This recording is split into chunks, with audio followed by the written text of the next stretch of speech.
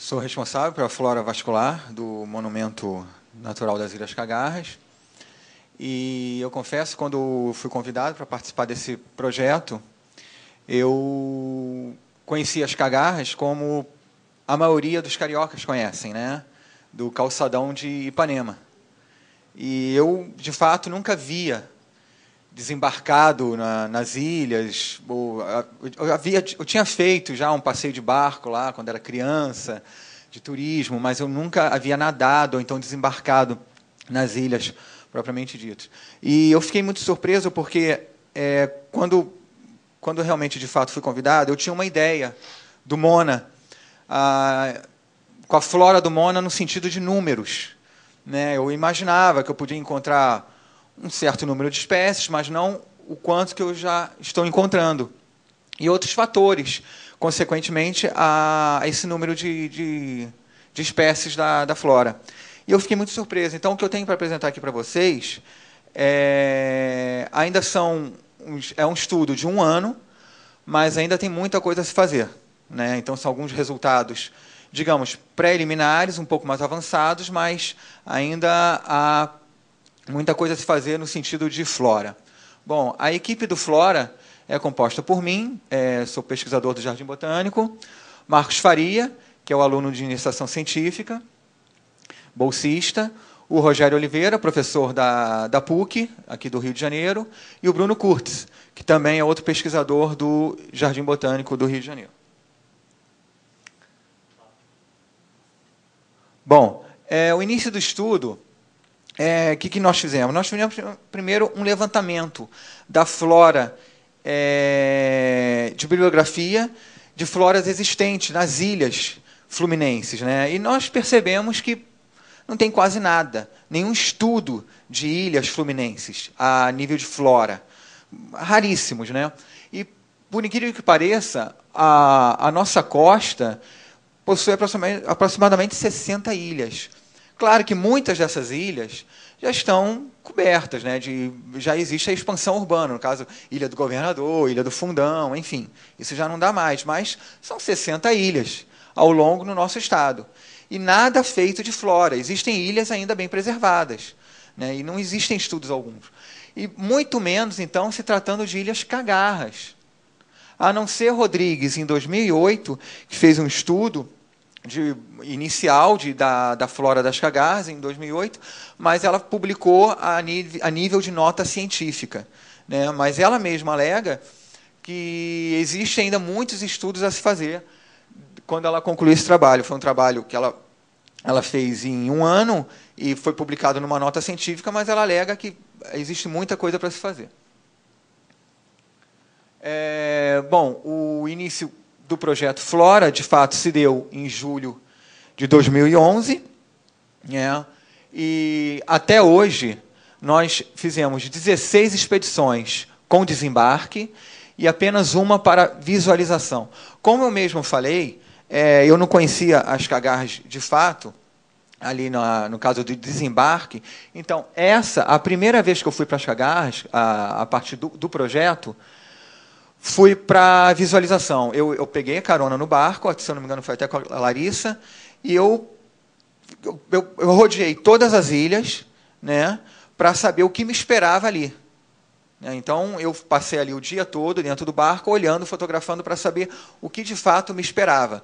A partir daquilo ali, eu comecei a estimar como eu poderia fazer toda a logística do desembarque, enfim, porque envolve GPS, envolve máquina digital, então a gente tem que mergulhar na água, como o Fernando comentou na palestra dele, existe ali não tem um atracador, então tem que subir na pedra. Então, eu fiz essa visualização para saber o que me esperava, não só como desembarque, como o número de espécies que eu ia encontrar. E depois, de fato, sim, até hoje foram 16 expedições com desembarque. Vale lembrar que percorremos todas as ilhas, são 4 ilhas, né, como já foi dito várias vezes, percorremos as 4 ilhas, e são coletas aleatórias, e a gente tenta cobrir da melhor forma possível toda a extensão daquela ilha, Então, isso são vários desembarques, as ilhas não são pequenas, as matas são fechadas, então, muitas vezes, nós usamos o auxílio do facão, né, para fazer trilha, enfim, é um trabalhão. Bom, isso aqui só para ilustrar para vocês as formas de vegetação que nós encontramos nessas ilhas. Isso aqui é a Ilha de Palmas, existe uma mata ainda bem preservada, com árvores altas, né? Essas árvores podem, nas Ilhas de Palmas, nós temos árvores até de 15 metros. Né? Essa aqui é uma mata da Ilha Comprida, né? Que também, esse lado daqui é uma mata ainda bem preservada. Vocês podem ver que são matas fechadas, né? Então, a gente contorna aqui a ilha, a gente entra muitas vezes dentro da mata com o auxílio do facão, né? Carregando equipamento.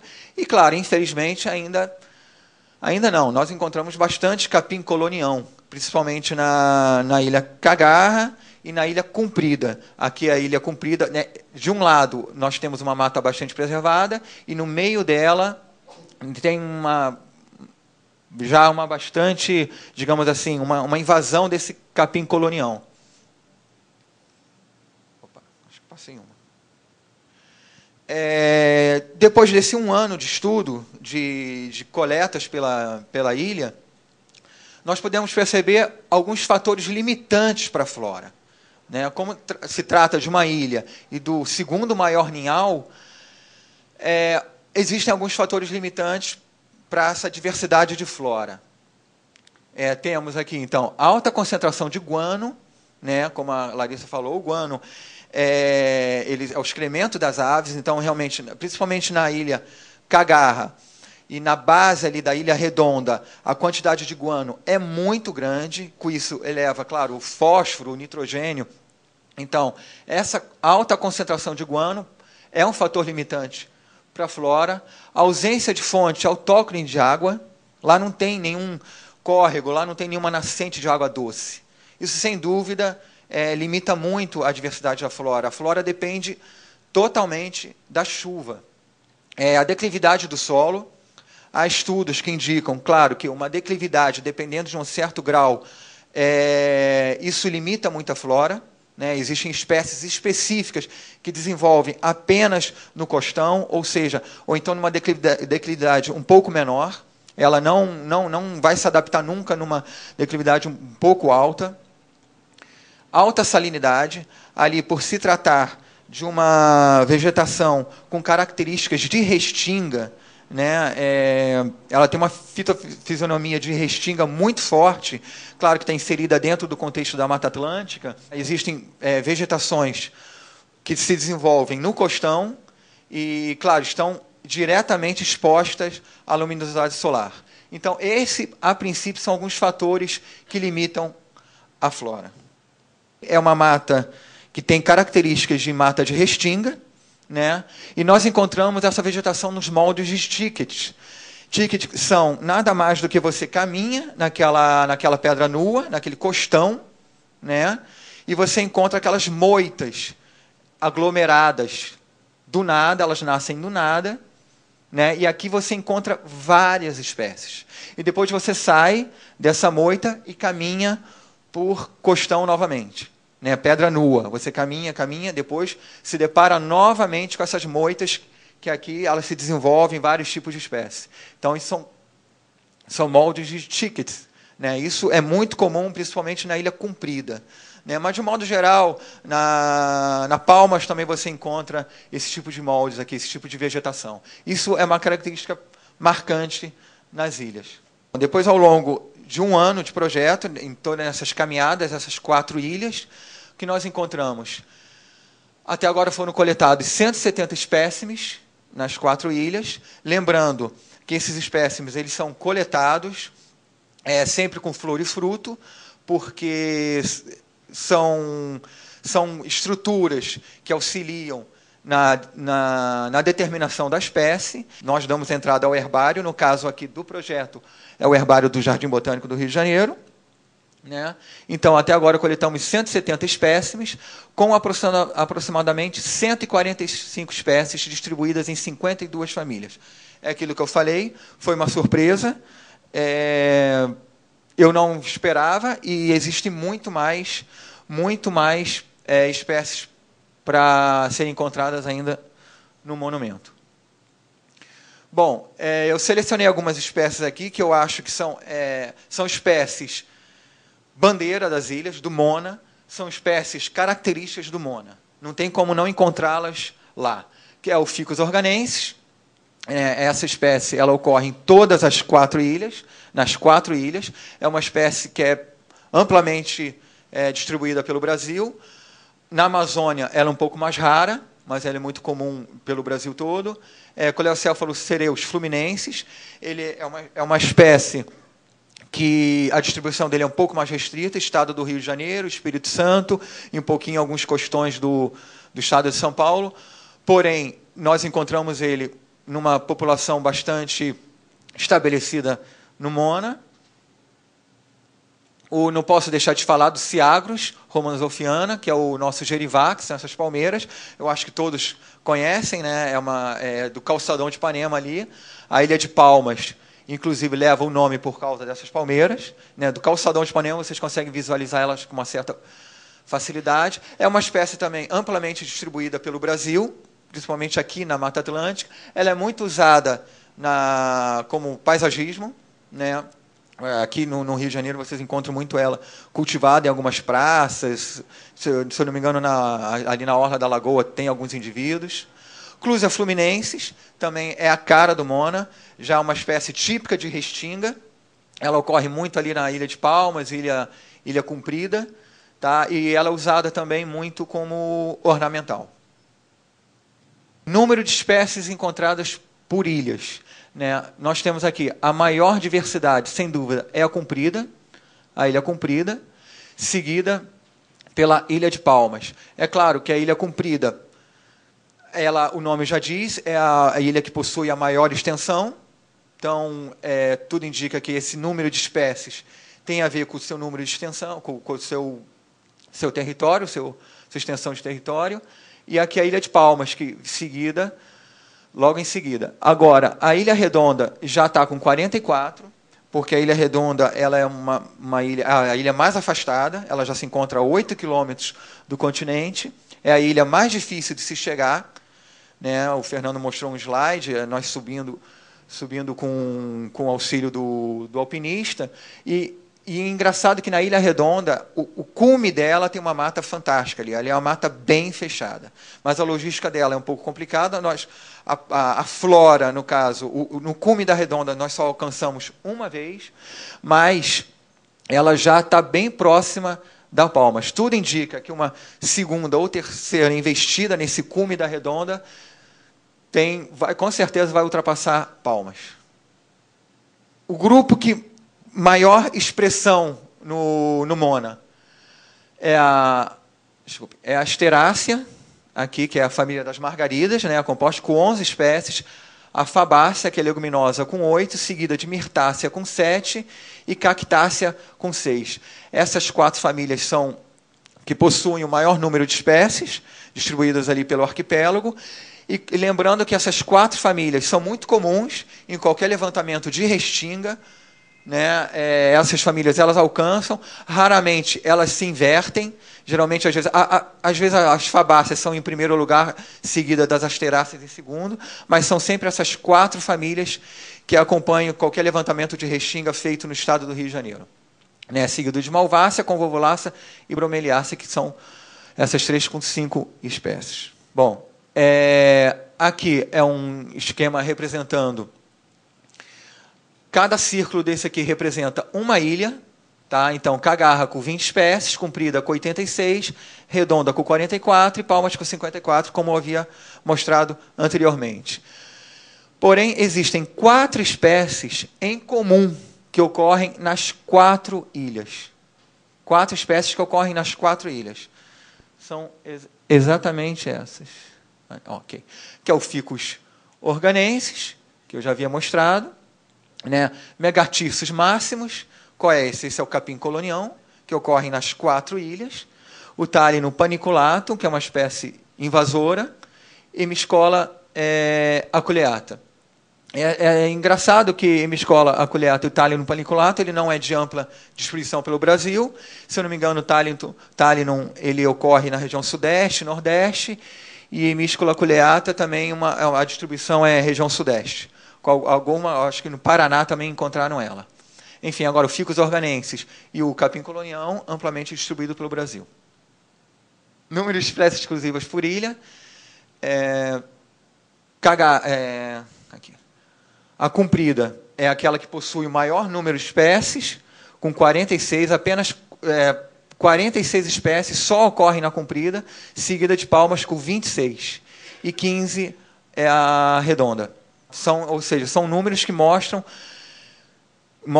que cada ilha tem sua particularidade. É claro que ainda faltam algumas investidas, alguns desembarques nessas ilhas, que podem ser que esses números mudem com mais algumas expedições.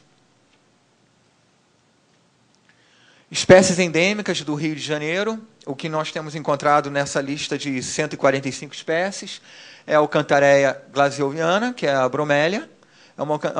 É uma espécie que só ocorre no estado do Rio de Janeiro e nos costões aqui do município. Você encontra ela muito na Prainha, você encontra ela no Pão de Açúcar, você encontra ela no Morro do Chacrinha. E agora, lá nas Cagarras, nós encontramos uma população bastante razoável dela.